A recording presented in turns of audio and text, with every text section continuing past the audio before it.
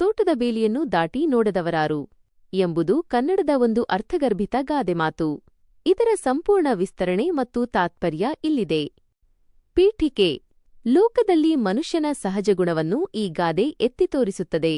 ತೋಟದ ಒಳಗೆ ಸುಂದರವಾದ ಹೂವುಗಳು, ಹಣ್ಣುಗಳು ಮತ್ತು ಹಸಿರು ಇರುತ್ತದೆ.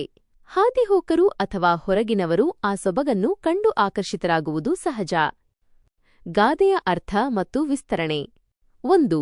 ಕುತೂಹಲ ಮತ್ತು ಆಕರ್ಷಣೆ. ಬೇಲಿ ಎಂಬುದು ಒಂದು ಶಿಸ್ತು ಅಥವಾ ಮಿತಿಯ ಸಂಕೇತ.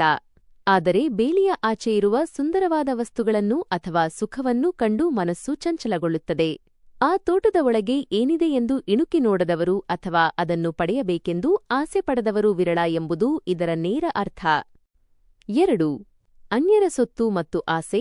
ನಮ್ಮಲ್ಲಿ ಇಲ್ಲದಿರುವುದು ಬೇರೆಯವರಲ್ಲಿ ಇದ್ದಾಗ ಅದು ನಮಗೆ ಹೆಚ್ಚು ಆಕರ್ಷಕವಾಗಿ ಕಾಣುತ್ತದೆ. ದೂರದ ಬೆಟ್ಟ ಕಣ್ಣಿಗೆ ನುಣ್ಣಗೆ ಎನ್ನುವಂತೆ ಪರರ ಸುಖ ಅಥವಾ ಸಂಪತ್ತು ನಮಗೆ ಯಾವಾಗಲೂ ಆಕರ್ಷಕವಾಗಿ ಕಾಣುತ್ತದೆ. ಇದನ್ನು ಮಾನವನ ಸಹಜ ಆಸೆ ಅಥವಾ ಚಪಲ ಎನ್ನಬಹುದು. 3. ನೈತಿಕ ದೃಷ್ಟಿಕೋನ. ಈ ಗಾದೆಯು ಒಂದು ಎಚ್ಚರಿಕೆಯನ್ನು ನೀಡುತ್ತದೆ.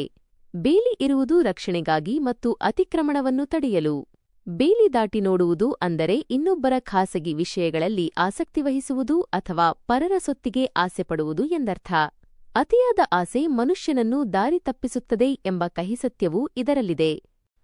ಸಾರಾಂಶ. ಯಾವುದೇ ಸುಂದರವಾದ ಅಥವಾ ಅಮೂಲ್ಯವಾದ ವಸ್ತು ಕಣ್ಣಿಗೆ ಬಿದ್ದಾಗ ಅದರ ಮೇಲೆ ಮೋಹ ಉಂಟಾಗುವುದು ಮಾನವ ಸಹಜ ಗುಣ. ಆದರೆ ಆ ಆಸೆಯನ್ನು ನಿಯಂತ್ರಿಸಿ ಬೇಲಿಯ ಗೌರವವನ್ನು, ಮರ್ಯಾದೆಯನ್ನು ಕಾಪಾಡಿಕೊಳ್ಳುವುದು ವಿವೇಚನೆಯ ಲಕ್ಷಣವಾಗಿದೆ. ಒಟ್ಟಾರೆಯಾಗಿ ಈ ಗಾದೆಯು ಮನುಷ್ಯನ ಚಂಚಲ ಮನಸ್ಸು ಮತ್ತು ಆಸೆಯ ಸ್ವರೂಪವನ್ನು ಮಾರ್ಮಿಕವಾಗಿ ವಿವರಿಸುತ್ತದೆ.